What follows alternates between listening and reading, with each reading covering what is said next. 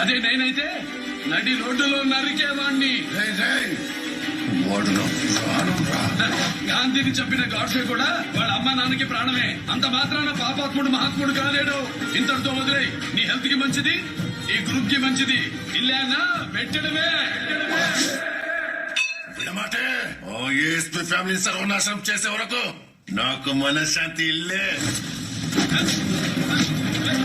నీ ఒంట్లో ప్రాణమే మిగిలింది. ఏఎస్పీ ఫ్యామిలీని టచ్ చేస్తే ఆ ప్రాణం ఉండదు, నీ తల ఉండదు. అప్పుడు నువ్వు చెప్పావు నా సేవే. భగమంటే కాగడాలతో, బుకబుకమంటే అగ్ని జ్వాలలతో, తగతగలాడే ఎర్ర జెండాలతో, తలతల మెరిసే ఉక్కు కొడవలతో ప్రపంచ కార్మిక ఐక్యత కోసం కథం తొక్కుతూ పదం పాడుతూ కదలి రండి, కలసి రండి. ఎందుకు రా ధర్నా? నేను ఎంపీ అవ్వాలి. అది డిసైడ్ చేయాల్సింది ప్రజలు. ముందు పార్టీ టికెట్ రావాలి కదా. అది కన్ఫర్మ్ చేయాల్సింది పార్టీ, పబ్లిక్ రోడ్డు కాదు. ధర్నా అంటే ప్రతి వాడికి ఫ్యాషన్ అయిపోయింది. ప్రాబ్లం ఎక్కడుందో అక్కడికి వెళ్ళి కూర్చోండి. నలుగురు కిరాయి గుడ్డలు వేసుకుని అడ్డంగా కూర్చోడానికి రోడ్డు నీ అబ్బగారు సొత్తా, నీ అత్తగారు నీకు ఇచ్చిన ఆస్త.